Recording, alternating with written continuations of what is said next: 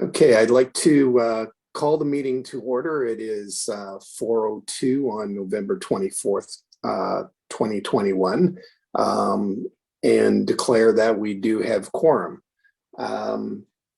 The agenda has been circulated to everyone, and any additions or deletions to the agenda?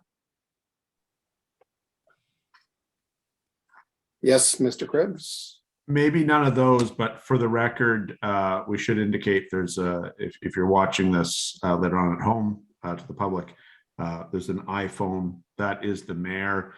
He has his camera disabled. He's not participating. This keeps us on side with the Municipal Act requirements, which is to say this is not, we don't have a quorum of council, and this isn't a meeting of council, but he is able to hear what's being said, so that well, for his obvious informational needs. So the mayor's electronically present but not participating in the meeting, for the record. Thank you. Okay, thank you for that. Okay, so seeing no comments, could I have a motion that the agenda for November 24th, 2021 regular meeting of the Pelham Finance and Audit Committee be adopted? Could I have a mover, please? Councillor Olson, seconder Bill, all in favor? So carried. Thank you. Does anyone have a declaration of pecuniary interest and general nature thereof to declare? Seeing none.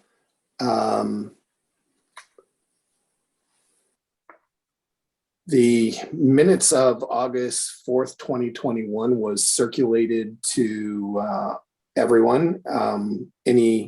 Any corrections that need to be made with respect to those minutes? Seeing none, could I have a motion that the minutes of August 4th, 2021 of the Pelham Finance and Audit Committee be approved? Michael, thank you. A seconder. Bill, thank you. All those in favor? So carried. Thank you. So I guess I'd like to introduce Trevor Ferguson and welcome Trevor, to discuss the Deloitte audit plan presentation. Great. Thank you very much. I appreciate the opportunity to be here to present the audit plan today. Just in terms of logistics, I don't have a copy of your agenda, but should I just refer to page numbers in terms of the plan, or titles, or is it easier if I share my screen? You tell me, or Charlotte's offering. Perfect. We sent the plan separately as a document, so you can refer to the page numbers that are in the plan. Okay. And you can share your screen, or I can share screen if you would prefer for me to. Charlotte, if you could, I would greatly appreciate it. I've been known to mess things up on a technological front, so I would appreciate the opportunity. Thank you very much. So Charlotte, if you could go down to the executive summary, and I'd like to start just by saying thank you, and we're looking forward to continuing to work with the town. We're very happy to have been successful through the RFP process. So happy to be here and continue to serve the town in our capacity as your external auditors. So I know typical process is to hold questions till the end in council meetings and whatnot. I welcome questions at any time, so I'll do my best just to keep an eye on the Zoom feed here to see if anybody has questions. And I'm not going to go through everything in this document in tremendous detail, given that it was sent out in advance. But by all means, if I skip something that you want me to speak to, just let me know. I'm happy to go through it. So a few things that I'll touch upon here. First of all, there are no changes in either accounting or audit standards that are going to impact the town's financial statements for this year end.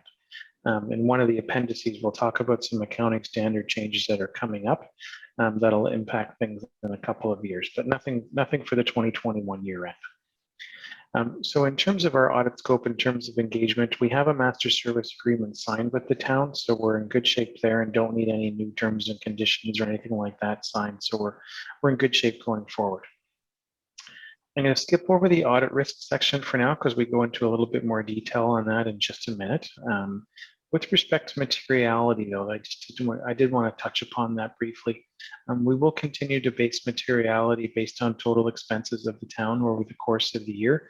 Our preliminary estimate of materiality is the same as last year, and that being roughly $720,000. So what that means is if we identify one misstatement or a combination of misstatements that are greater than that threshold as part of our testing, we would have an issue where we would need to qualify our audit opinion if that adjustment wasn't made to the financial statements. We also have a reporting threshold to this committee of $36,000. What that means is that if we identify any misstatement that is greater than that amount, we'll bring it forward to your attention as part of our year-end results presentation, whether or not it's corrected by management. There's a big box at the bottom half of the, sorry, Charlotte, can I just ask you, thank you. There's a big box at the bottom of the page there just on fraud risk. And this is not meant to raise alarm bells. Every audit conducted under Canadian audit standards is required to consider the risk of fraud in our role as your external auditors. We've listed out 6 bullet points for a few things that we wanted to bring to your attention, and we get into some of them in a little bit more detail in a couple of pages under one of our risks being management override of controls. The one thing that I would bring to your attention is just underneath bullet point number 6, and Mr. Chair, I'll be passing it back to you just momentarily. So I'm just teeing you up a little bit there. There is a small paragraph under here saying that we'll ask the committee for your views about the risk of fraud and whether or not you think there's anything that needs to be brought to our attention. Now, we will be having discussions with members of the finance department and members of management outside of the finance department, asking them these questions as well. And in addition to all the other procedures that we've listed out in this document, we are required to have this discussion with the committee. So, Mr. Chair, perhaps I could pass it back to you just to lead a brief discussion on whether or not you're aware of anything that needs to be brought to our attention or the members of the committee. Okay, thank you. So are any committee members aware of any fraudulent activities within the town or want to declare or at this point in time?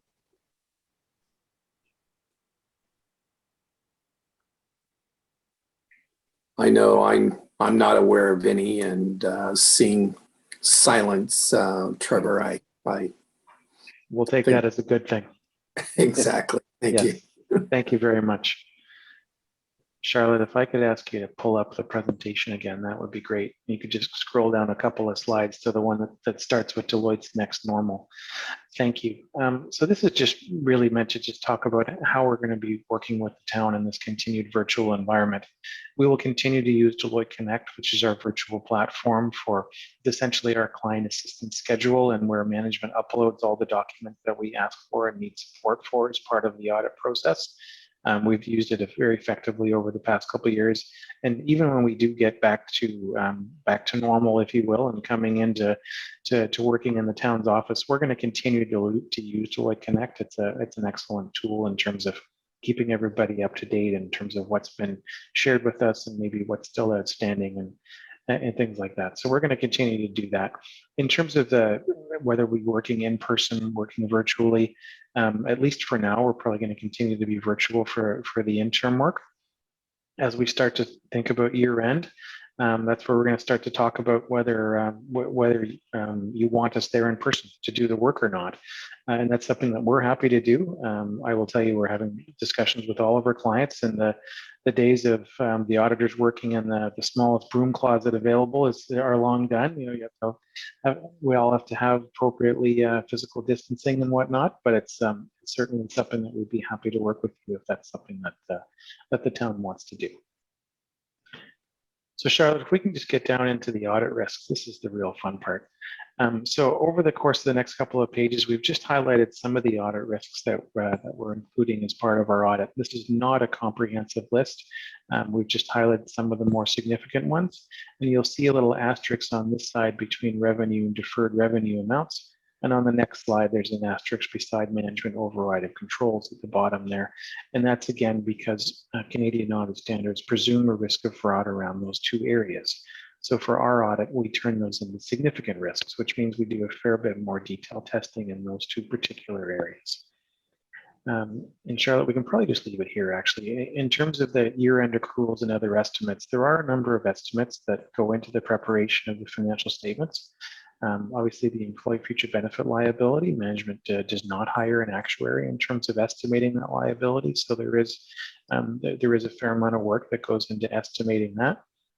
There is always an estimate in terms of whether any landfill liabilities exist, or in the future as to whether there is a contaminated sites liability, or even an asset retirement obligation that we'll get into when we get to one of the appendices. So there are a number of estimates that go into the preparation of your statements. Needless to say, what our job is to make sure that the process that management has for developing their estimates is reasonable, and that the estimates themselves are reasonable.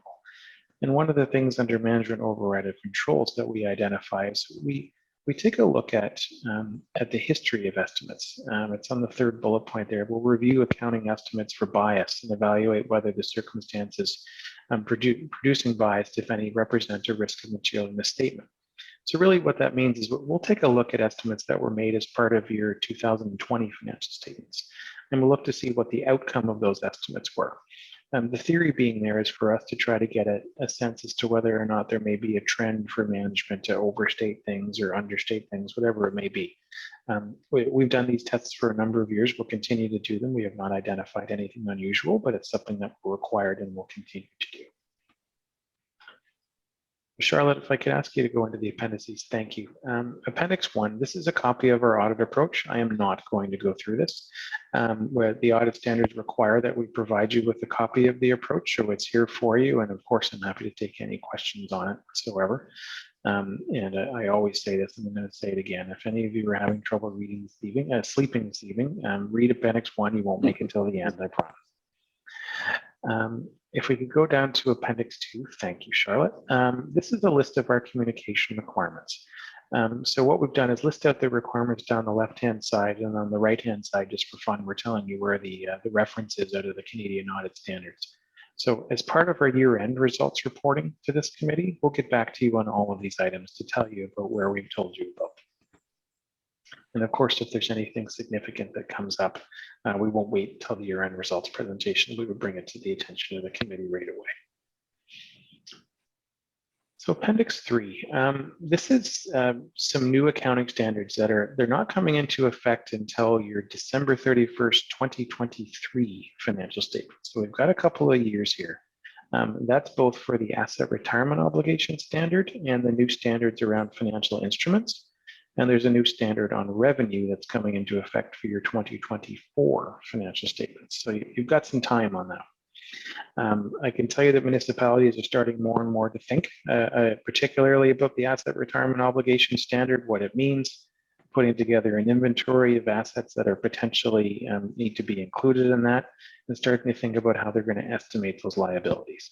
And then on top of that, there will be the discussion about how to implement the standard, because it does offer some different alternatives in terms of prospective application versus retrospective application. So that's something that we can look into with the town as well when the time comes. But again, nothing that's impacting our audit for this year.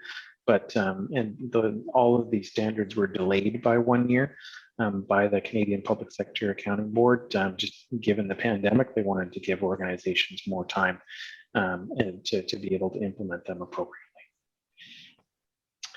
And the last appendix is just some resources for the committee that are there for your benefit as a client of ours. And the last thing that I'll add before we close is that I'm the firm's municipal leader in Ontario, and I'm hosting a municipal conference on December 8th and 9th, 10 to 12 each day. And the invites have gone out, and Teresa and Charlotte have those invitations. But if there's any members of the committee who would like to be invited to that conference, we have a number of different topics that we're speaking to, including accounting standards, but there are a number of other non-audit things that I think you may find of interest. If you're so inclined, just let me know, and I'd be happy to get those invitations out to you. So with that, I'll stop, and happy to take any questions.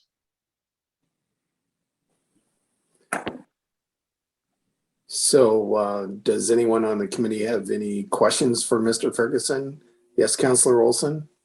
Yes, to go back to the comment where you requested comments from the committee, and I have to say that I think that there's been a lot of progress made in the keeping of records and the minutes and things, and I think the exposure of issues and over the time. I've only been on council for just over a year. And in that year, I can see, a progressive, greater information coming out of the minutes and greatly improved agendas and that type of thing. And I just suggest to you that that might be one of the audit tools that you might want to look at in terms of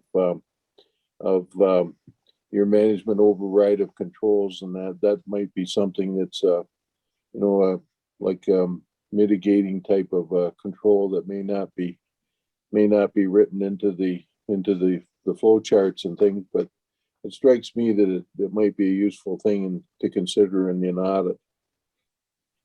We appreciate the insight. Thank you. Obviously, we do read the minutes of the committee and council as part of our audit of your financial statements. So that's certainly something that we'll be looking at as part of the audit.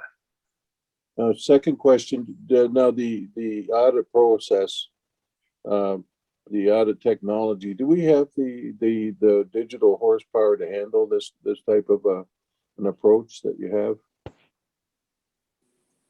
I defer to Teresa and Charlotte, but I can tell you, yes, you do. But Teresa and Charlotte, if you want to speak to that. Through you, Councillor Olson, are you referring to the audit being done remotely? Well, I mean, in terms of the digital, we've got Deloitte Connect. Do we have We have capabilities? used, yes, and we have used in the last couple of years. So for 2020 and last year, has it been 2 years, Charlotte, since we've been remote with the audits? Yeah, so it's been 2 years since we've been doing it remotely. So the answer is yes, we have the capability. And you're satisfied with the way that works? I think you told me that in the past. Very helpful. I think we were actually using Deloitte Connect even the year before that, but not to the extent that we use it now. But it's a very helpful method of providing documentation and tracking the status of all the audit requests and which ones are still outstanding. So I'm able to always go in and look, see anything that's outstanding, and then I can follow up with staff. So I found it very helpful. And lastly, Trevor, thank you for that invitation. I'll certainly take you up on that invitation to attend the webinar. I looked through the webinars that you have on especially Deloitte debriefs. Are those made available to the general population, or could we have a number of businesses in the community? And I look at thinking of the last one on agriculture and probably the tax planning arrangements. Are those more commonly available to, say, our businesses in the town and not necessarily clients of yours, but? Yep, there's a ton of material on our website that's publicly available. So yes. Okay. Yeah. Thank you, Councillor Wink. Thank you. Bill or Michael, do you have any questions of Mr. Ferguson? Seeing none. Okay. Thank you, Trevor, for your presentation. I'd like to make a motion that the Pelham Finance and Audit Committee hereby direct the chair to provide a letter to council forthwith indicating, whereas the Pelham Finance and Audit Committee received the presentation by Trevor Ferguson, partner from Deloitte, regarding the 2021 year-end audit service plan for information. Now, therefore, that the committee hereby recommends that council receive the 2021 year-end audit service plan for information. Could I have a mover to that, please? Councillor Olson, seconder, Bill Crum, all in favor? So carried. Thank you. And again, Trevor, thanks very much for your participation. Always look forward to your presentations and look forward to hearing positive things from you in the future. So thanks very much. Thank you very much. Thank you. Thank you. And to anybody on the call who may be having a birthday, happy birthday. Take care. Bye now. Okay, new business. So 7.1, 2022 operating budget. And I believe, Teresa, you're going to present this to us. Yeah, so I'm just going to share my screen. Can everyone see that? Not quite yet. No? Can There you we show? go. Okay, all right, that's good. I'm just gonna move. Okay, so before I start, I just want to start with that page there, but so everyone has the binder with all of the details. So this is going to be at a higher level, just to let the two external members of the audit committee know that, you know, we're going to have presentations to council on November 29th is the capital one. That's a special meeting just for capital. So this is where we actually go into a lot of details on the particular projects. The Director of Public Works will talk about the Public Works project. So if you're interested in more detail, you can watch that online. It's live streamed, and the other one is on December 14th. We present to council the operating budget and the water and wastewater budget. So for today at the audit committee, it's going to be at a much higher level. We're not going to the amount of detail that we go into at the council meeting. But obviously stop me at any time. I can't see everyone right now because my screen is on. So, you know, Councillor Wink, I don't know if you can, but if someone has a question, I think it would be better just that they just, you know, just ask the question while I'm presenting. I'll just stop and see if there's any questions because I can't see everyone. Yeah, that's fine. Okay, so so I just want to start off, you know, with the challenges and the difficulty of preparing the 2022 budget. Obviously, we're still in a pandemic. I mean, when we this is the second year of the pandemic, and it's been, you know, 2021 has been a difficult year for the town. We had, you know, almost 6 months of lockdown where we've lost a lot of revenue at the MCC. So in preparing the 2022 budget, the assumption that we made is that, you know, that the COVID situation will get better, you know, with the vaccinations and a lot of restrictions being lifted. So you'll see that some of the assumptions for the revenue, you know, definitely is a lot better than what we had for the 2021 budget. So I'm going to go through, start off with just what the operating net increase is, and then I'll go through the revenue in a high level detail, and then the operating expenses. So the operating net budget increase, this is what everyone looks at, is a net increase of 4.77%. And that is with an assumption of an assessment growth of 1.75. So we are waiting for the final assessment growth number next week. As we're hopefully by November 29th, we should get the number. This is the number that we actually have on the impact site right now. That is, I would say, the minimum of the growth, and it might just be the final number. We're not sure. So the net impact is 4.77. And we always worry about, you know, just using the actual percentage increase, because everyone, you know, they look at that and they say like, wow. But I think what's important is, you know, what does that number really mean?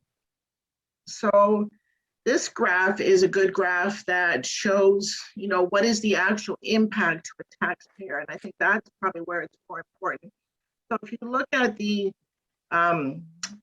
graph here, you know, it's the average taxpayer. What it means a $96 increase per year on their taxes. That's the average increase on that assessment. So, you know, if you think about that, that's what it's less than $100 a year. And what this graph shows here, it shows, you know, where did the increases come from? And so, and I'll go through that in detail with the breakdown, but just looking at this graph, you know, we have an increase here. You know, the largest one is there's been an increase to reserve transfers for capital expenditures, which is something that the audit committee has supported in order for us to fund the long-term capital plans. There's been, out of the $96, $5 of that is an increase in cost of materials and services. $9 is there's continued cost for COVID. One thing that the assumption that we have for 2022 is that there won't be any COVID funding. We haven't received any information from the ministry to see if there's any additional funding. And so that's the budget assumption is that there won't be any funding for COVID. So there still are additional expenses that are being incurred.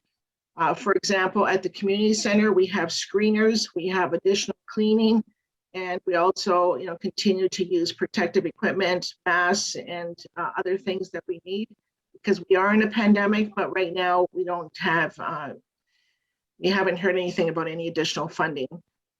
So if you look at out of the $96 increase, $16 would be with some increases related to the staffing that we have. And then $15 is an increase into the benefits. So I'm just going to go into a little bit more detail on that. So are there any questions on this so far? Okay.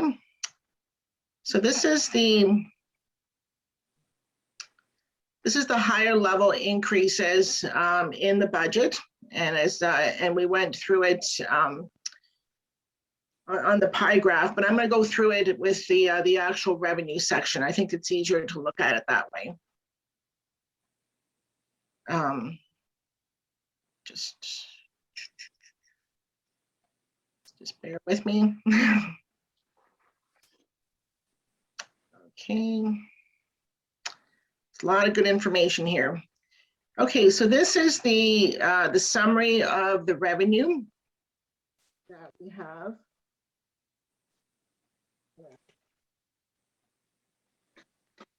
So with the first one, this is the total tax levy increase, and that also includes the amount of the gross. So that's the gross amount of the tax levy revenue increase.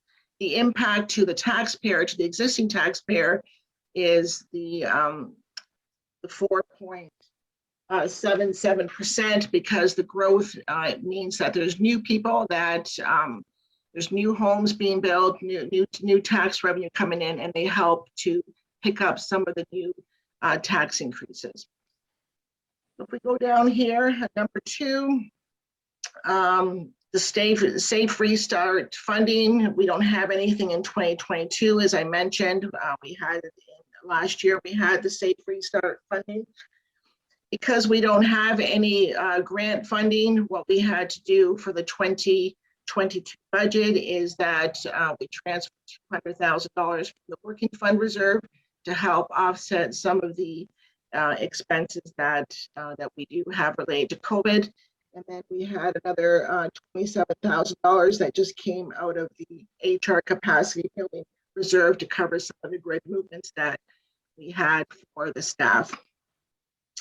Supplemental revenues, slight increase. We're always, a bit conservative with this number. We don't know, in year what the supplementals are going to be. Some years are higher than others. It all depends when, just when the properties,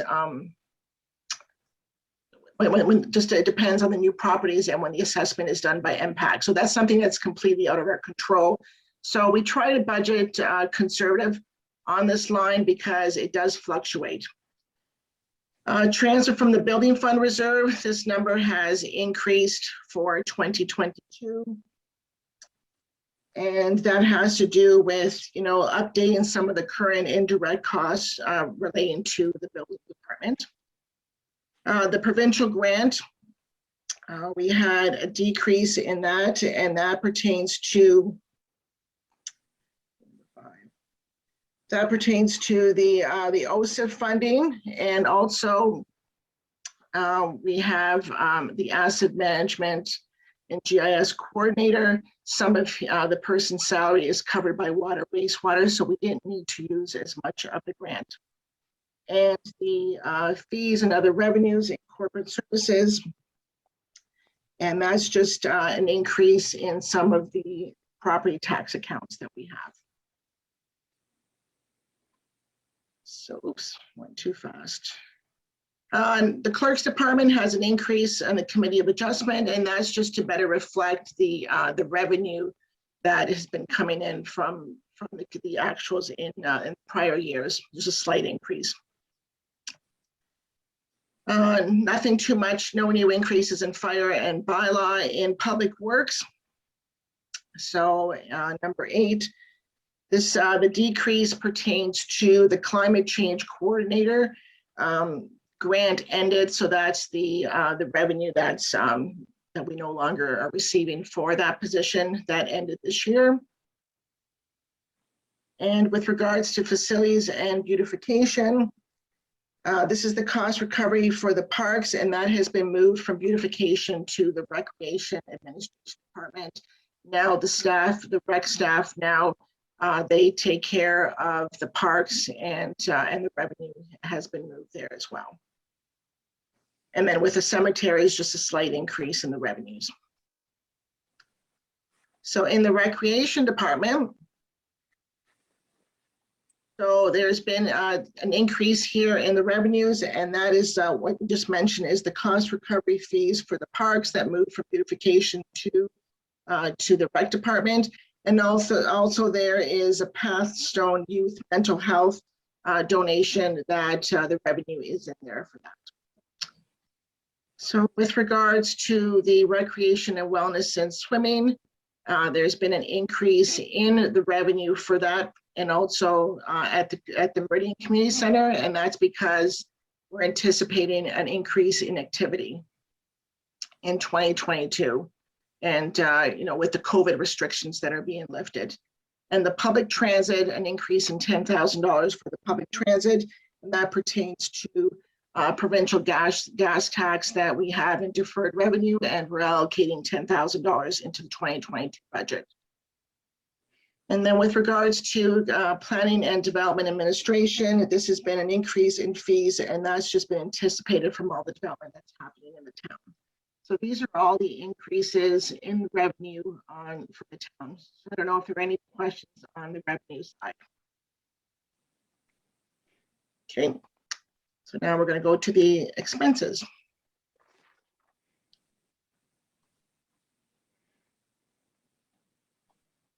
And then this is just the pie graph that just shows you obviously the biggest revenue that we receive are our property taxes. Okay. So with regards to expenditures, and I know everyone has the notes there, but it's just helpful to go through them.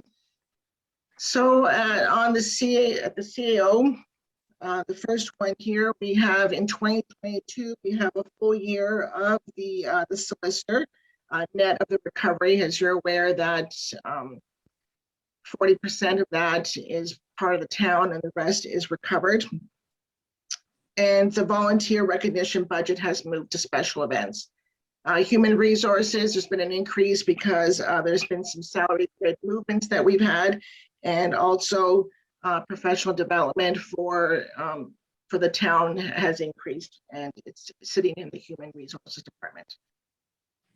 And marketing, there's been the grid movement, so that's part of the increase there. The clerk's department, there's been a couple of things, the salary grid movement, and also an increase in anticipation of the election. So in 2022 is an election, and so there's additional costs relating to the elections.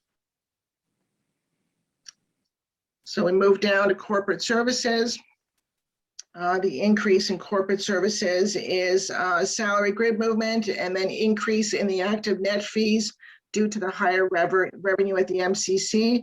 And there's also increased tax write-offs based on recent years' actuals.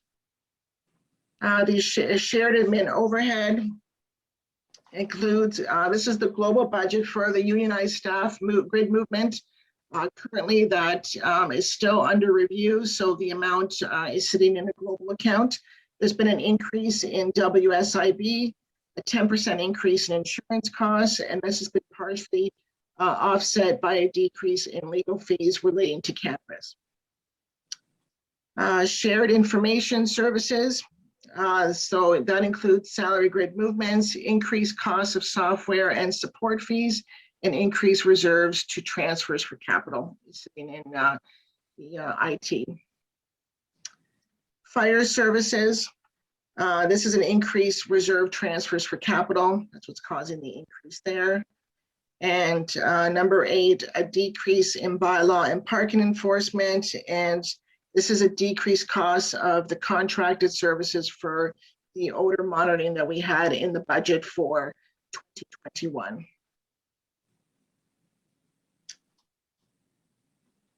So Public Works. The decrease that is in Public Works right now pertains to the Climate Change Coordinator grant that finished in 2021. That position is no longer, the contracted position is no longer here. Number 10 is facilities, and there's an increase in reserve transfers, and this has been partially offset by some savings in the utilities. Beautification, there's an increased cost of municipal grass cutting and property maintenance due to growth in East Fawn Hill and requests for increased service levels. So as the municipality is growing and being developed, then our costs are increasing as far as snow removal, grass cutting, and other services that the town needs to provide. Number 12, roadway maintenance. This is an increase in street growth, increased pavement, markings, catch basin cleaning, which was reduced in 2020, has been brought back to the 2019 levels. $100,000 of roadside ditching was shifted from the capital budget to the operating budget, and reserve transfers increased by $115,000. And the next one is winter control, and that has increased slightly by about $30,000, and the increased cost for sand and salt as a result of growth and increased cost of the contracted services due to the tender being awarded. And so as per the reserve and reserve fund policy, any winter control costs in excess of the budget will be taken from the roads reserve due to the unpredictability of the weather. And if it's underspent, then the savings go into that the roads reserve. And last year we had a mild winter and we had some savings, and we moved the savings into the roads reserve. So it's either taken from the road reserve or put back into the road reserve. The Niagara Central Airport Commission, when we prepared the budget, we didn't have their approved budget, and so we used the same level as last year. And actually, the budget is coming in for 2022 slightly under that amount.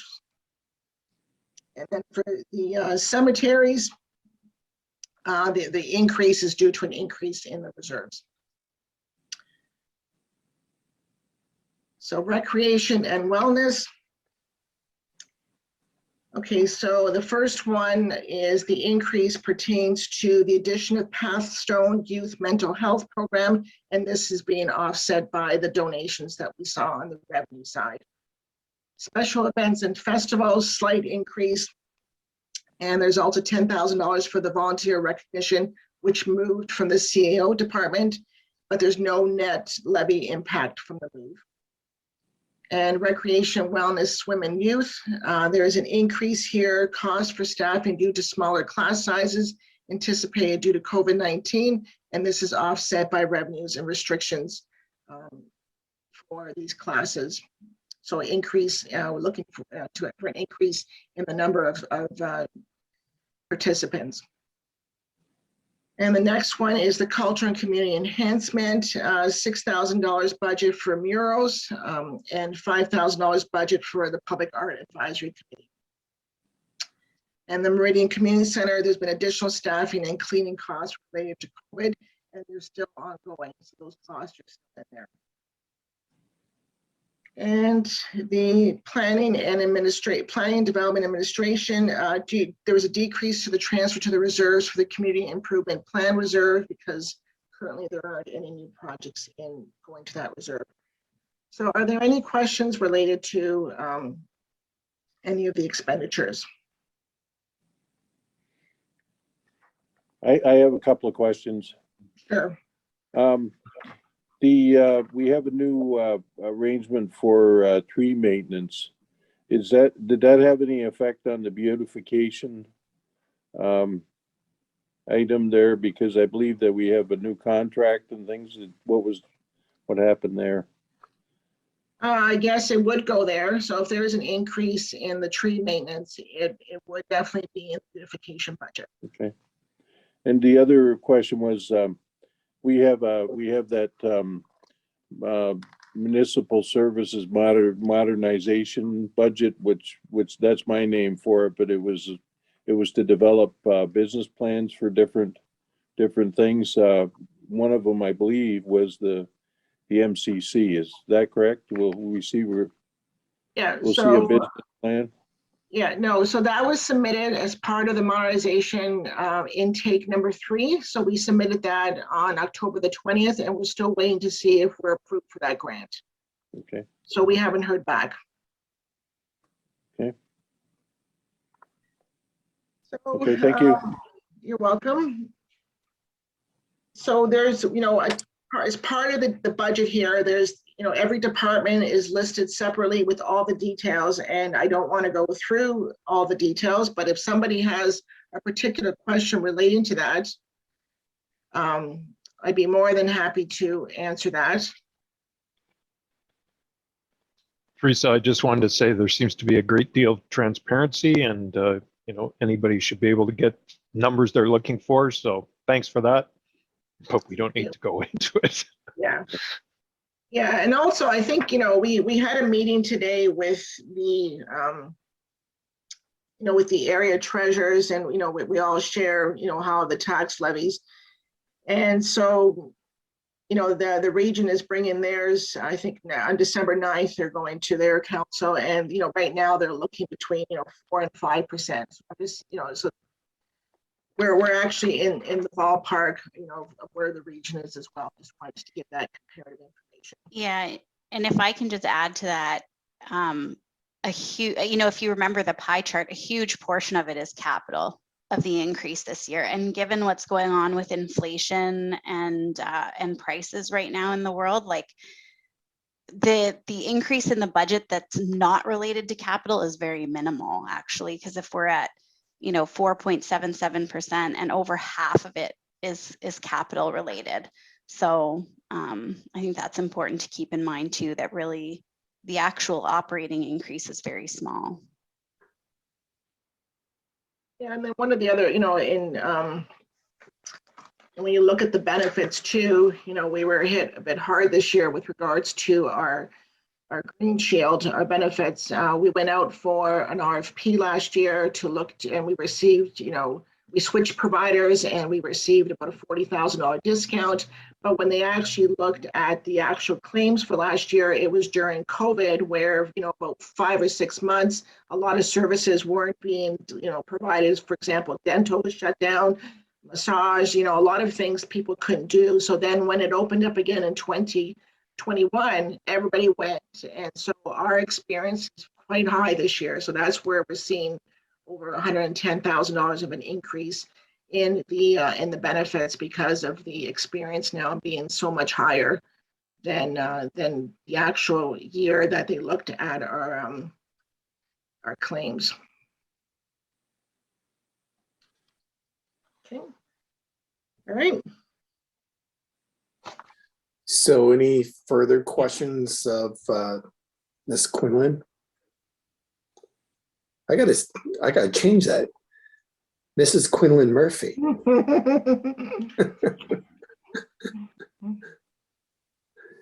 Seeing none, could I have a motion that the committee receive the 2022 operating budget for information? Could I have a mover, please? Michael, thank you. Seconder? Bill, thank you. All in favor? So carried. So that moves us to the 2022 capital budget, and I believe, Charlotte, you're presenting this. I'm doing the first part and Charlotte's doing the second part. So Nice. Can everyone see my screen? Yes. Okay. So this is the capital summary that's in the budget binder. And what we have here is, the request of all the projects, and obviously in your binder, you have the details for that. What's being funded by the grants, some external contributions, the transfers from the reserves, which is almost 4.7 million on the tax levy portion. And then there's parkland dedication, development charges, other, and then the total, how it's totally funded. And then we have the water and wastewater, that almost $3.7 million of project, and most of that, a big part of that is covered by the reserves and also by the development charges. So this is just the snapshot of the amount of work that we're looking at to do next year. So in combination, it's almost $14 million worth of work that we have on our plates. Not to mention, we always have carry forward projects. So for example, last year going into 2021, we carried forward about $5 million worth of projects that were not completed, that we were working on in 2021. So we'll definitely have projects that are not completed in 2021, they'll be carried forward to 2022. So this is just the scope of work, and it is a lot. These are a lot of projects for the size of our municipality and the size of the staff that's responsible for these projects.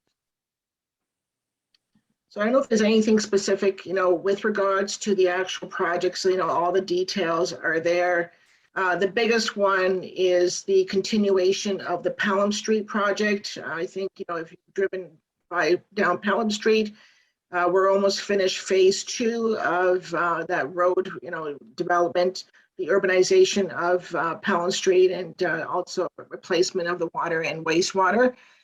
So that's the one that we received $4.2 million of the infrastructure ICIP funding for that project. And there are 2 more phases. There's phase 3 and there's phase 4 before that project is completed.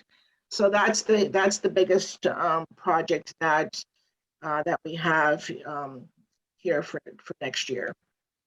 And as I mentioned earlier, if you want to hear all the details of the project on Monday, Jason will go through all the details. And then the capital summary, this one here is the grant summary that we have here, and this breaks out, it's a nice chart that actually shows you where the grant funding is coming from. As Charlotte mentioned earlier, the one that we're still waiting to hear the final funding is, or maybe you didn't mention it, Charlotte, maybe it was somewhere else, but the OSIP funding, we received notification that they changed the funding formula for that. And currently we receive about $480,000 from that funding. And so we're hoping that obviously it's going to go up. They're saying that they're putting more money into this fund, but we don't know how the allocation is. So we're waiting to hear. So hopefully they're acknowledging that that we are underfunded. And what's a little bit, so for this year, we also, in the 2022 budget, we have the Canada Community Building Fund, which is the new name for the gas tax, and we are deferring. In 2021, we received double the amount, and we carried forward $521,661 to 2022 projects. So this was like a bonus for us to receive the additional funds in 2021. We already had the projects for 2021. We didn't need it this year, so we carried that money forward to help alleviate some of the pressures in 2022. But we're really hoping that when the province receives all of the asset management plans that are due on July 1st of 2022, and they see the magnitude of the deferred maintenance and the amount of funding that municipalities receive, we're really hoping that they will reconsider increasing the amount of these grants that these municipalities are receiving. There's a lot of pressure, and taking care of roads and bridges. I mean, these are things that obviously there's a standard that we have to maintain, and there's just not enough money that we're receiving from the province to help with that. So we're really hoping that once they receive the asset management plans, that they'll realize what, how serious the issue is, and they'll provide more funding. So are there any questions on the capital summary and the grants? Okay, so Charlotte, do you want me to stop sharing so you can, or do you want me to continue on and I'll just scroll down? What would you like? No, you can stop sharing. I'll share my screen. Okay, yeah, it's easier when, yeah. Okay. Just makes it a little bit easier. So I thought for the debt, I would go through these pie charts, which are showing you that the funding sources for our debt is essentially staying the same between 2021 and 2022. So about 45% of our debt is paid for by development charges. And part of why that's important is that when we look at the annual repayment limit, which is often an area of interest for people, it's important that people keep in mind that the development charges are excluded from that revenue. So when we're saying, the provincial maximum is 25% of our own source revenues, development charges are not included in that, and yet a large portion of our debt is paid for by those development charges. I'm just gonna scroll through here. So this graph is always one that people are interested in. This is the projection of our debt charges as a percent of own source revenues, which is often what people call the annual repayment limit. The annual repayment limit technically is the difference between the percentage that we're at and the 25% limit. So I do tend to just use the term debt as a percent of own source revenues. This has changed significantly from where it was in the 2021 capital budget forecast. And the main reason is that we really went through the forecast and we worked with especially the Public Works Department and attempted to distribute the capital projects evenly throughout the years so that there wasn't like a spike in one particular year. And then I also really worked to reduce the debt. So the committee might remember that I brought a report forward, I think it was at the last meeting or maybe the meeting before, and talked about the challenges of trying to build reserves and reduce debt at the same time, not to mention people's concerns with the tax levy. So all of those things can be competing goals with each other. So for this year's forecast, the minimizing the debt was the priority. And you can see, except for a small blip here in 2030, we're actually below our internal limit throughout the forecast now. But that does also assume that, we are increasing transfers to reserves every year for years. So if that doesn't continue, then there would need to be debt. So generally speaking, at the end of 2021, we should have about $31 million in long-term debt. And in 2022, if this plan is followed and we repay principal, but we don't take out any additional debt, then our balance would be just under $29 million. So that $2.2 million would come off our debt because we're not taking on any additional debt. So this page is our financial indicators, and our debt policy requires that we have a discussion of these financial indicators. So you can see that Pelham is still high risk in debt servicing as a percent of own source revenues, and has moved into lower risk for some of the indicators. We're still moderate risk in net debt as a percent of own source revenues, because if you see all the other municipalities in Niagara are positive, that means they actually have net assets, net financial assets. We have net debt. So that's what automatically puts us in that negative category. But I did want to highlight the fact that this was added this year. So we did an analysis and we put multiple years all together for Pelham so that we could see what has been happening over the last few years. So debt servicing as a percent of own source revenues hasn't really changed significantly, because if you remember, over these years, we had additional debt we still had to take on for the MCC, like for the donation pledge debt. We have had some things that were approved previously that we still needed to take on. And debt service coverage ratio has improved in the last year or so, but hasn't changed significantly. However, the debt to the reserve ratio, there's a very significant improvement here. It's gone from 16 in 2017 to 3.31. And so that means our reserves have been improving. And that's mainly a result of the 2019 surplus that was transferred in, the non-COVID related savings and all of that we transferred in last year. So all of those things have caused a significant improvement in that ratio. Our debt per capita has stayed generally the same because the population data is based on the most recent census, which hasn't changed. So that will get updated the next time the census number is updated. Again, I mentioned this, the net debt as a percent of own source revenues, we have improved this. So it's gone from as high as negative 203% in 2018 to negative 79% in 2020. So it is an improvement. And reserves and reserve funds as a percent of operating expenditures has also improved significantly because of those increases in the reserves. The asset consumption ratio, we are in the low risk category, but that is predominantly because of the MCC. It's a large, expensive asset that's new. So this is not really the case for our other assets. For example, the fleet is at about 77% consumption. So we have an aging fleet. It's requiring increasing maintenance, and that's an important level of need. So on to the reserves. I'm just going to jump to the start of the forecast.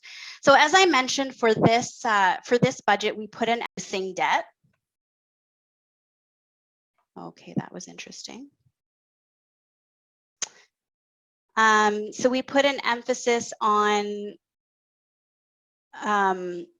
reducing the debt levels. So the reserves aren't really forecast to have significant increases. They are gradually supposed to increase based on the forecast. So they're at about $5.5 million in 2025, and they'll be at about $7.2 million in 2031.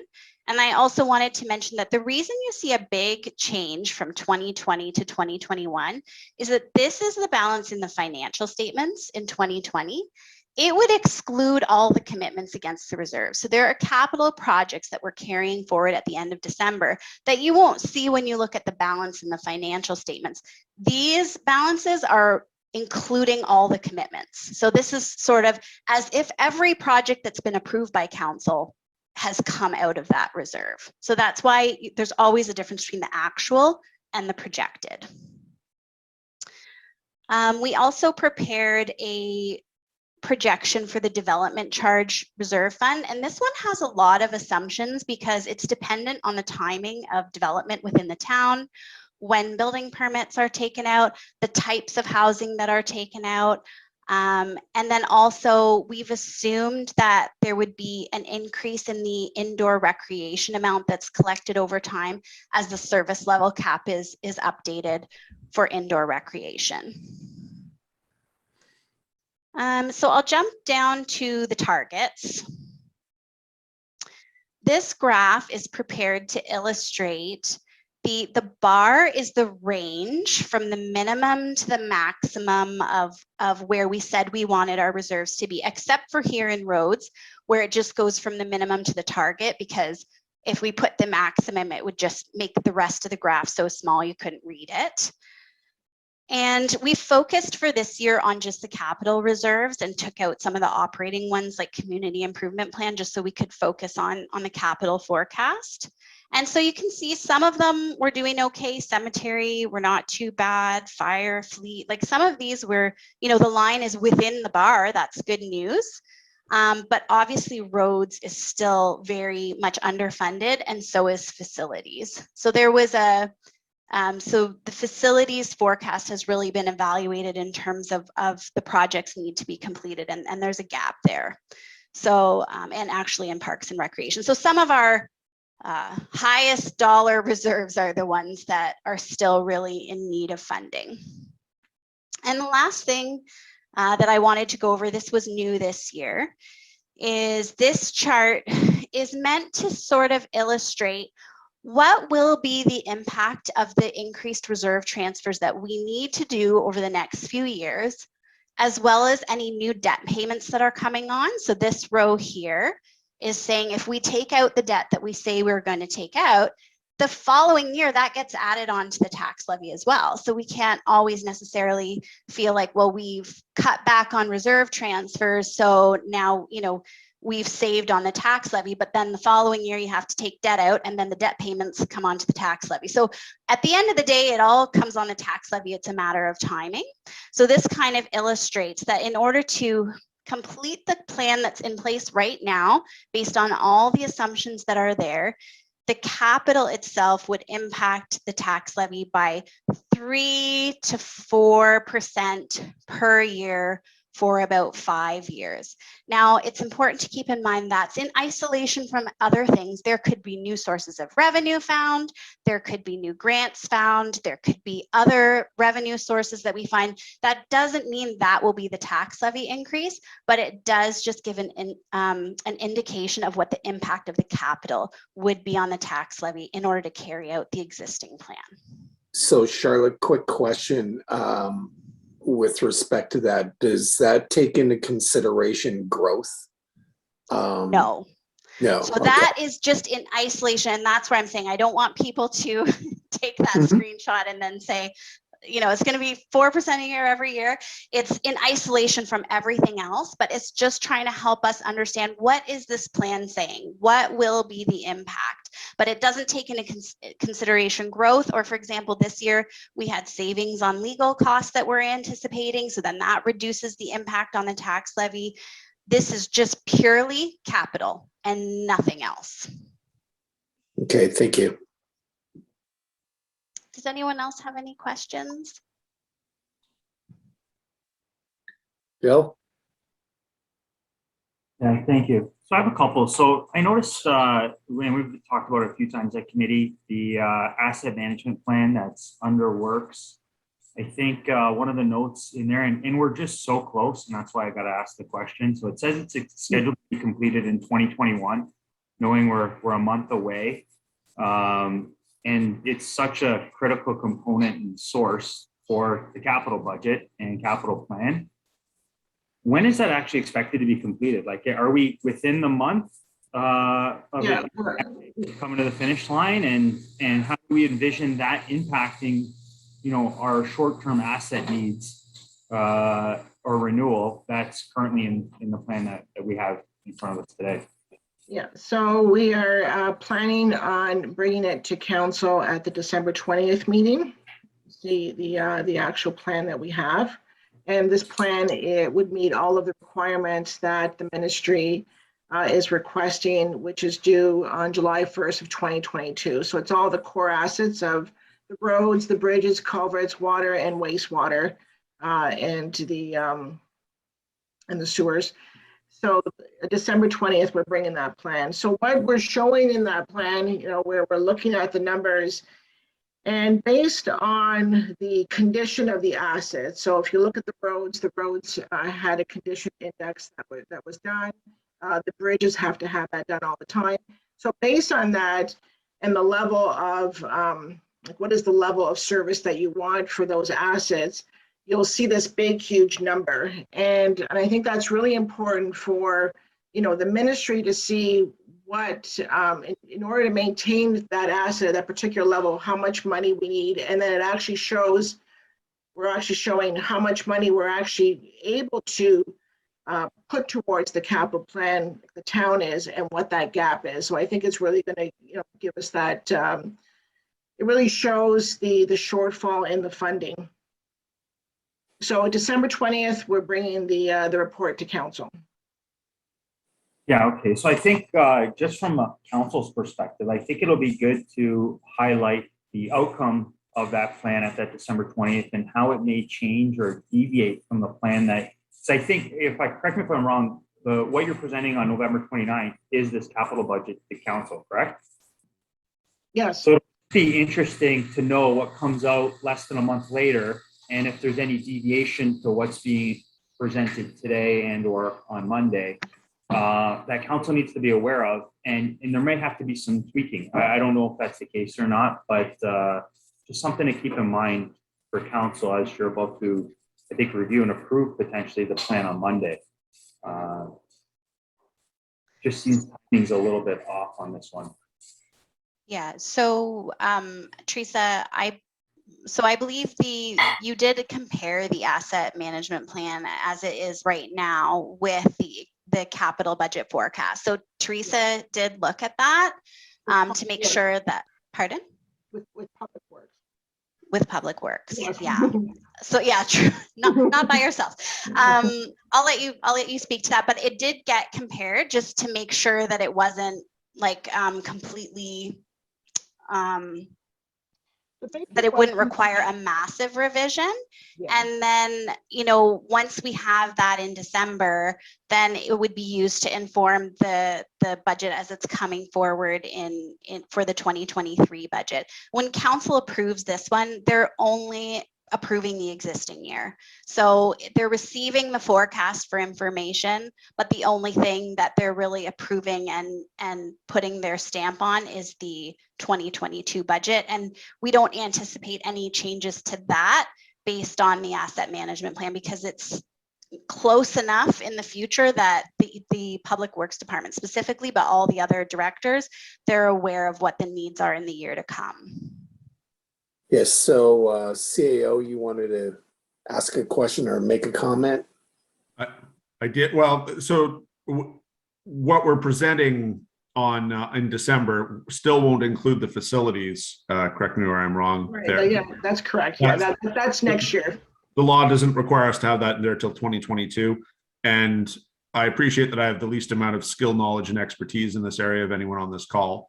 But for me, until we put our major asset, which is to say that beautiful $35 million building that we even today pretend will never require a repair in the future, like that's just not in our plans. It's a work in progress. Like you can't pretend that the crown jewel will never need any work, and that's where we're at right now. So to Mr. Crumb's point, we're hitting a major milestone. And we're on track. We're meeting or ahead of the statutory deadlines.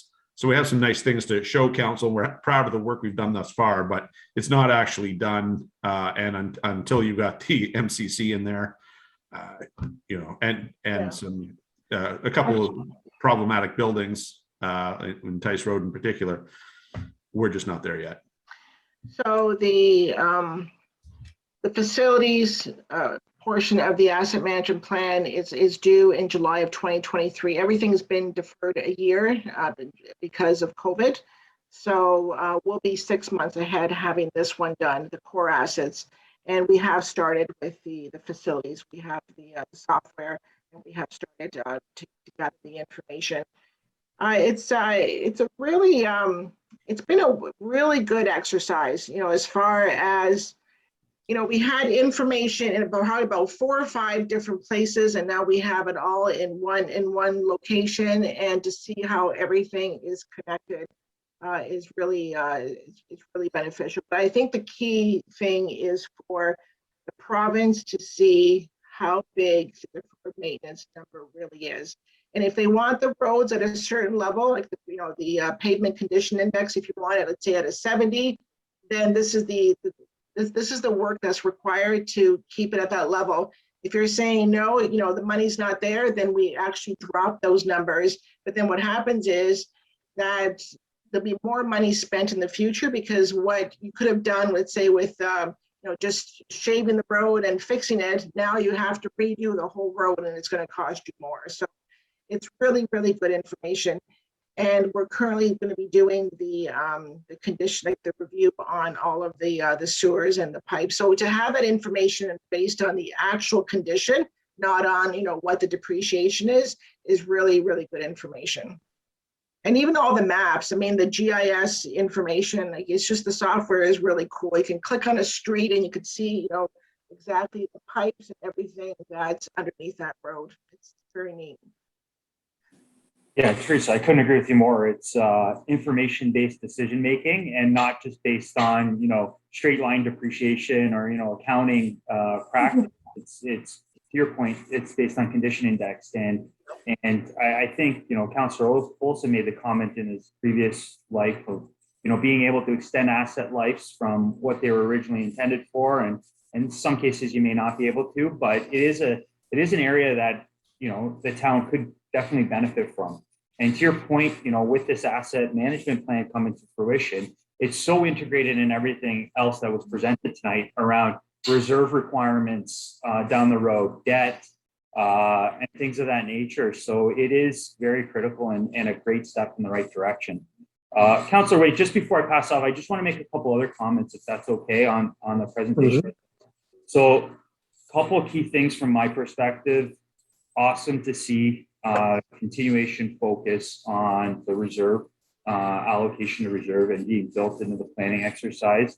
I think great practice, something that we've talked about numerous times, and it's awesome to see the town following through on that. And also to hear no debt requirement for the upcoming budget. I also think the two kind of go hand in hand, and something the town's been working extraordinarily hard at, realigning and recalibrating the establishment of the reserves and minimizing debt. I know Charlotte said, the two are very conflicting at some points to do, and kudos to you for putting forward a plan to council that is achieving kind of both. And just one last comment, and it's on the financial health indicators that are at the back of that capital budget. The way you did it for Pelham for, I think it was a 4-year stint, to show the town's progress in that front on those financial health indicators, significant improvement there, and something, the town should be patting themselves on the back for, because, we got one in the red indicator and one in yellow, and then the rest is all green. And it was nice to see that history on where we were originally and where we are now. So, kudos to the team around the table here for sure. Very nice to see that. And that's all I have. Councillor Wayne. Thank you, Bill. Any other questions or comments? Thank you, ladies, for that presentation.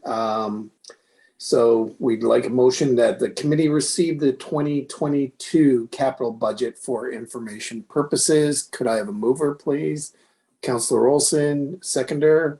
Michael, thank you. All in favor? So carried. 2022 water and wastewater budget. Okay, I'm going to share my screen.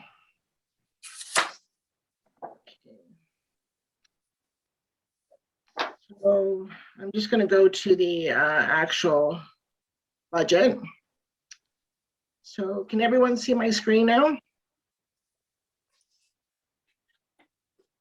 Yes. Okay, perfect. Thank you. All right. So as you're aware, we had a study that was done in 2018 for the water wastewater long range financial plan. And that is for 6 years, for 2019 to 2024. And the town is following the recommendations made by the consulting firm BMA. And so that's where the increases are being recommended for the water at 7.5% and for the wastewater at 9.5%.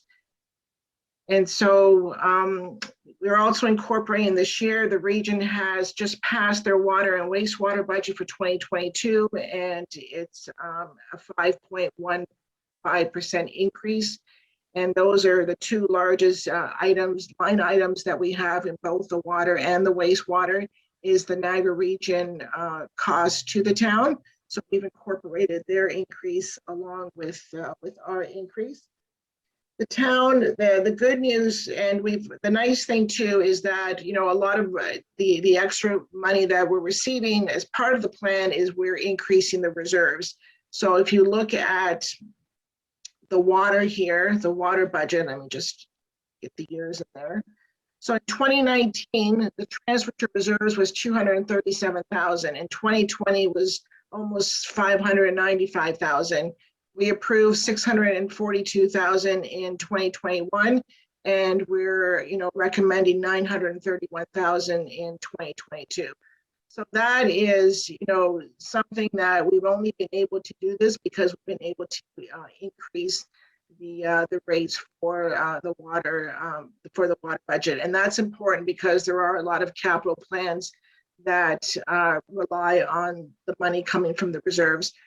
All the water and wastewater projects can only be funded through these budgets here. They're not part of the tax levy. So the BMA report, what it does is it ensures that there's enough revenue, there's enough the actual fee that's charged on the usage is enough to cover the future capital plan, and that's important for the sustainability of the water and the wastewater. And if we move to the wastewater system, and same thing there, the biggest number we have obviously is the region. And if you look at the reserves, in 2019, we were about 347,000. 2020, we transferred 583,000, 741,000 2021, and we're looking at $888,000 transferred to reserves for the wastewater. And so that's good to help with the capital plans for that. And what does this mean for the the average household? So this is where we look at a typical billing, and so the increase from 2021 per billing. So for the average home, which this is the average home here, is about $80.26 increase, and that is that's per year. So per billing, there's 6 billings is $13.38, and for the year it's $80 of an increase.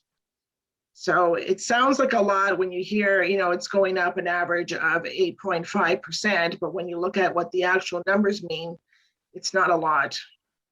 And then the important part is this diagram here, which I think is always very important for us to say, okay, wait a minute, how does Pelham, when you hear those numbers, how do we compare with the rest of the municipalities in the Niagara region?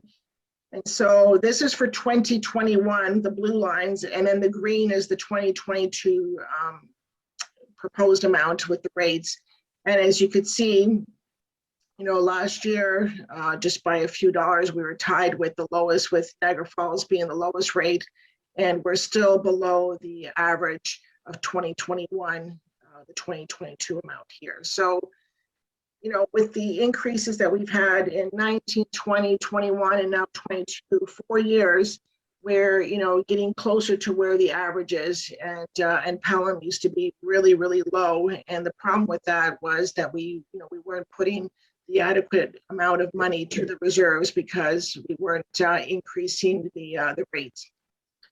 So with that, I'm just going to open it up for discussion. I think there's enough detail in the report there. If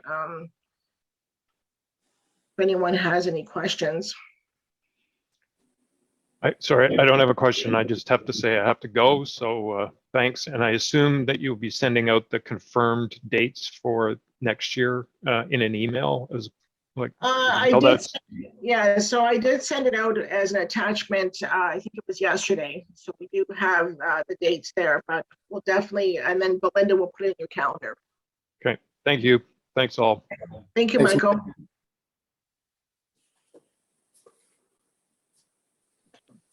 Yes, Councillor Olson. You're on mute, sir. You're still on mute. Not again. I was particularly looking for something to do with climate change in the wastewater and water budget, and I saw that there are incentives built into the system to use less water, in the structure you have with the with the fixed cost versus the variable costs that we're using. I was pleased to see that, and I had another note, but I can't find it here. But that was one thing, and what was the other one? No, I don't. Don't want to bore everybody waiting for me to look for it. So I'll just leave it at that. Okay. Yes, Bill. So on the asset management plan, is the assessment of I know you just had that study done which recommended the proposed annual rates. Is water and wastewater included as part of that review on the asset management plan? Yes, it's Yeah. considered a core asset, yes. Okay, awesome. So it'll be also interesting to see that study that was done a few years back on how that compares to the outcome of the asset management plan as well, if that's still in alignment or not. Looking at the longer term trajectory of some of the schedules in the budget, it was actually good to see a couple of years out, because it looks like they have very healthy reserve balances, but then you see the depletion of those reserves in a few years out. So it is like we're planning for that future, which is the intention of that reserve. And then you see the withdrawal because of the asset replenishment or revitalization. So it's really doing what it's intended to do, but it would also be very good just to do a check to validate what was done a few years back and see if that still holds true or not. And sorry, go ahead, Teresa. Oh, no, go ahead, Bill, go ahead. And then the only last question is when, based on that recommendation from the consultant, and it might have been in the report, I just can't recall off the top, when are they expected to have these increases? When are they scheduled to? What was the recommendation? Like, are we coming close to the end of these 9% and I forget what the other increases there. I know dollar doesn't seem much, but you are right from a taxpayer, a ratepayer's perspective, those increases are perceived to be significant. So just to be clear, it's actually over the 6-year term, Bill. But what we need to do, and what we do every year, is we go back and we check to see that does it still make sense for us to charge those. So their recommendation is that we should be charging up to that rate, but then we should go back every year and look to see, with the projects that we have, does it still make sense that we need to charge that? So we did that. We went and saw the projects that we had in the BMA report, and are those projects still on our 10-year plan, which they were, and then it made sense for us to continue. But let's just say that, for some reason, a project came off and we didn't need that, then we can adjust that to a lower amount than what we have. It's just, it was so significant, 4 years ago, how low, the reserves were and how low the rates were. Oh, agreed. But as we're approaching that regional average, yes, I think we're going to have to take the foot off the gas a little bit on those rate increases. And I think it's refreshing here that you're looking at that. And I was just curious to see when we can expect that kind of foot to come off the gas on some of those rate increases as relates to this budget. Yeah, and the other thing that Teresa and I did was we were looking at the water and wastewater reserves and sort of doing like a scenario analysis. And it is like what you're saying, because the draws are coming from the reserves in the future. It's actually surprising when you look at, what if we decreased it a little bit this year? It has a huge impact down the road. So when we looked at it, we just felt that this year it's still really necessary in order to make sure that we have enough to fund the projects that are going on. But the other thing I wanted to mention is that the BMA study, the water and wastewater financial plan, anticipated debt taken out sooner. Like, we haven't taken out new debt for water and wastewater from the time the study was done till now, but it anticipated debt. So we have actually, not only have we kept those increases, but we've actually improved our situation over where it forecast us to be, because we didn't have to take that debt out and we were able to transfer it into the reserves. And that's something we've been just really trying to do, is to avoid debt as much as possible. So I think, I mean, it wasn't huge amounts of debt, because as you can see, when you look at those reserve transfers, if they're just increasing by 250,000, but there was some debt in the forecast, and we have been able to avoid that. So I think that's a positive. Yes, Councillor Olson. I'd say that's a big positive because that has its own psychology and, and that's a huge one when you can do that. Well, yeah, and it's like I said when I showed the capital forecast, like debt still has to get paid for, right? So Yeah, it's just kicking it down the road a little bit. So, what we've kind of done is said, okay, let's just increase the reserve transfers instead, rather than keeping those low and then adding debt payments later that we're paying for. Because either way, it all has to get paid for, right?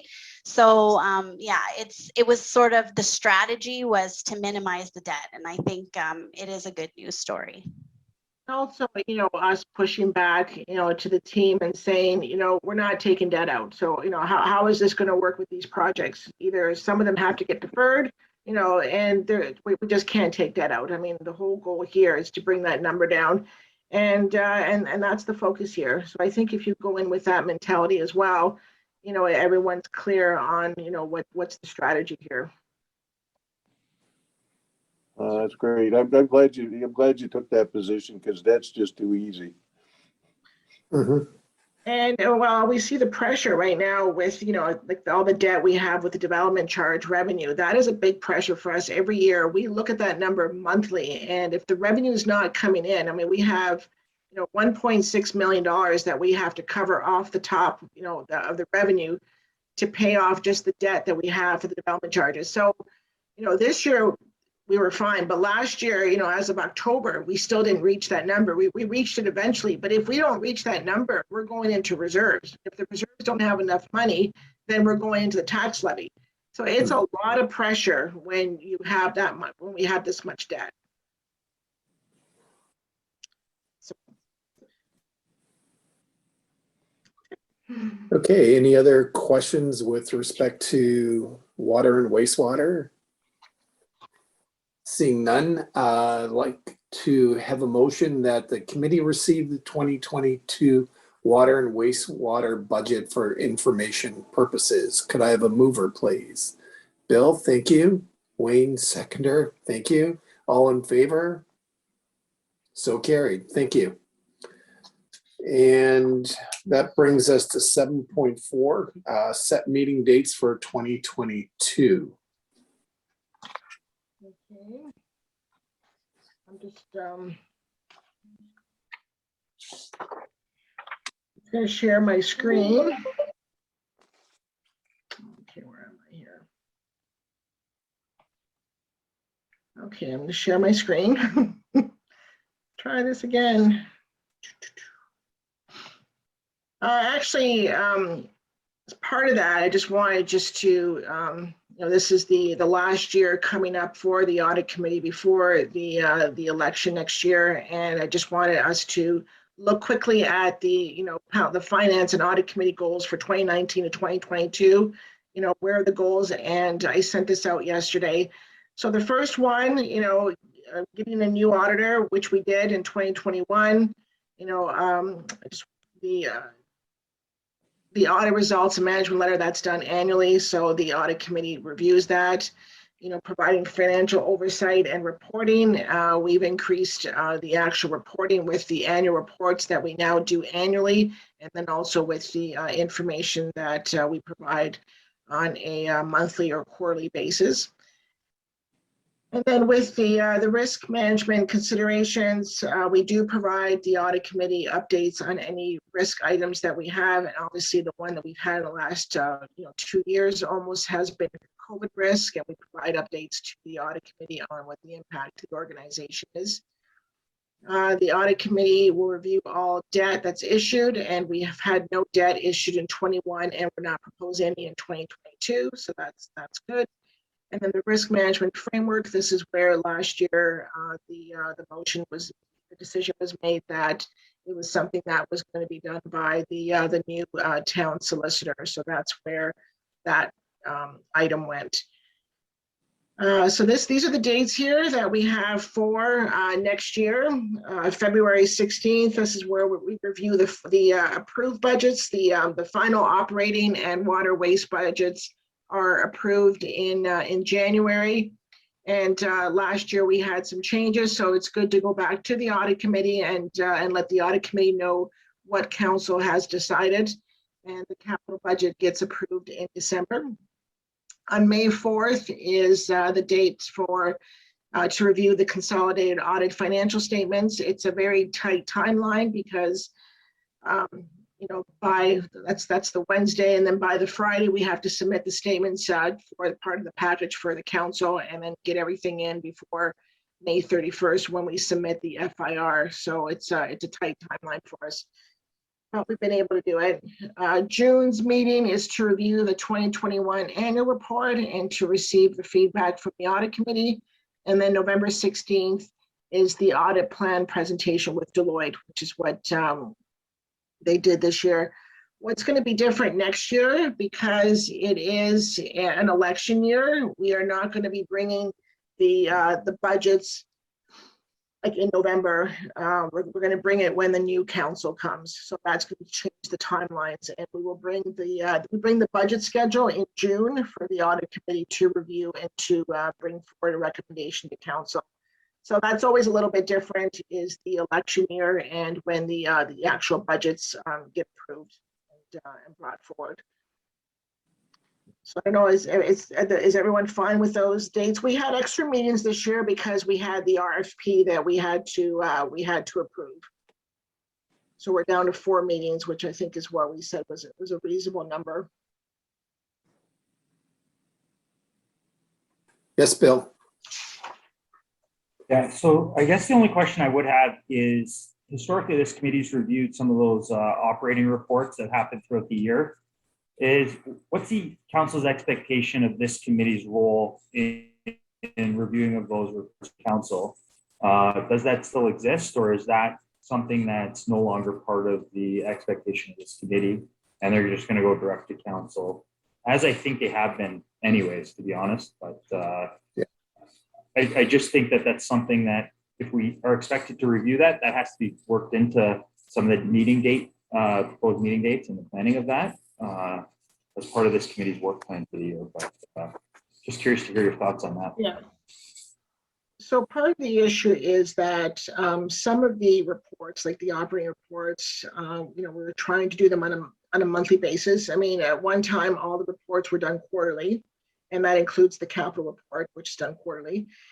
We're trying to automate them that we can do them more on a monthly basis, but we don't meet as the audit committee on a monthly basis. So that's why, we send them out to the audit committee to look at, probably at the same time that they go to council in between the periods that we have the meetings, in case someone has any questions that you want to raise, or just so you're aware of the information. So for us, it's a little bit tricky that way. Just because we want to provide council with more timely information, but then I don't think we want to have an audit committee every month to review the information. So how do you feel about receiving the information and looking at it? And if there's any questions, then you can ask us. Yeah, so Teresa, I think where I'd go with that, so I respect that. And I think understanding the role this committee is supposed to have for council is to kind of be, financial supporting role to council.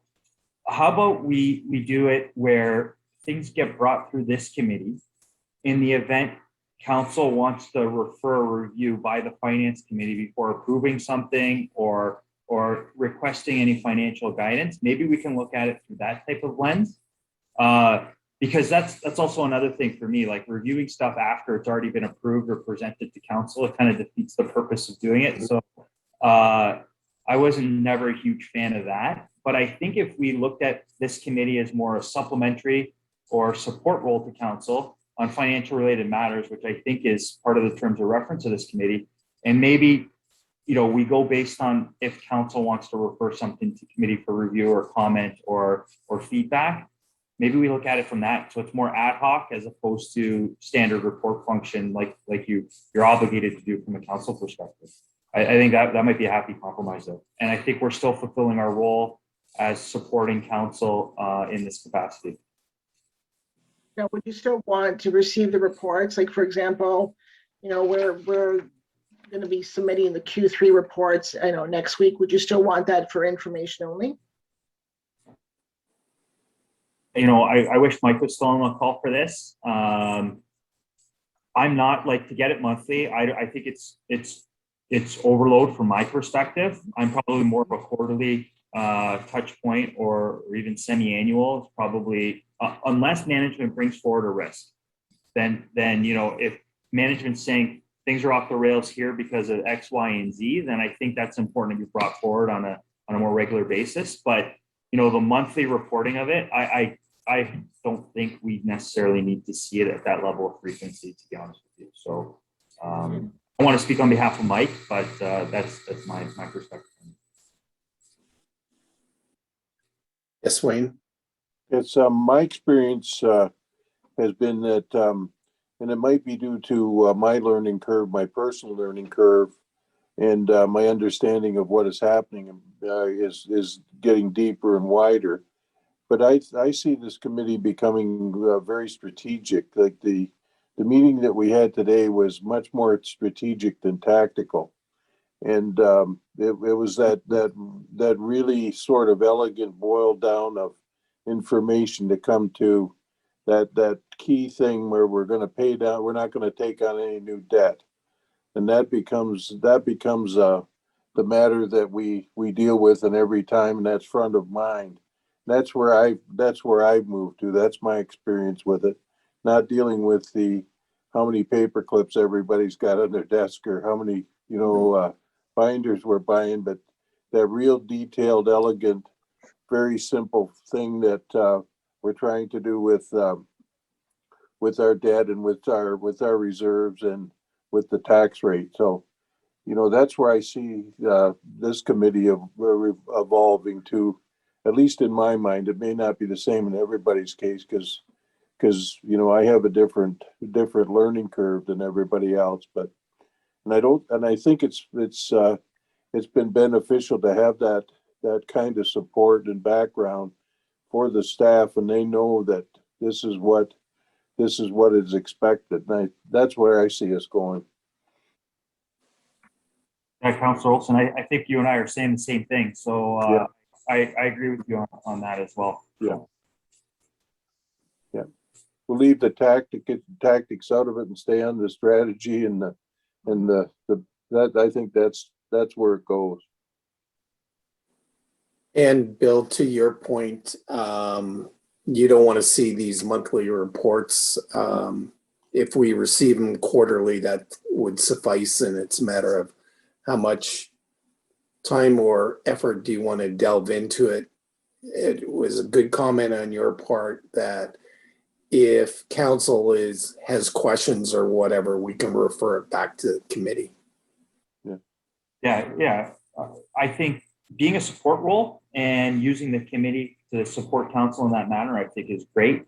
I think, the ad hoc nature of when things should come through this committee is based on financial risk. And I think we talked about it. I think that's within the purview of this committee. It's not the full risk management, but financial. In the event we're not going to meet budget or we're not going to do something like that, I think those discussions should come to this committee. And it aligns with what Councilor Olson just related, sticking more at the strategy level, let management do their job, manage to the approved budget, manage the day-to-day financials, and highlight risks. And then we're focused on the strategy to mitigate some of those risks. That's where I see the evolution of this going as well. Absolutely. Yeah, thank you for that. So any other, yes, Councillor Olson. And the expectation of the residents, like I talk to people and they say, yes, we know there are financial difficulties, but we also know that you're making progress, and they don't have huge objections to those kind of project or that kind of progress, and they understand that there's a debt, and we understand that we got to maintain a high level of services, and it's got to be increasing. So there has to be a little bit of extra tax levy for some of those things. But it's accepted by the public, and they're ahead of us on some of these things. The debt for sure, and the idea of not taking on more is front and center. But to Bill's comment, when I hear anything financial, the first thing that I hear is this committee saying we don't want any more debt. We got to get the reserves built up. So that's what I hear when I first thing. It's always front of mind.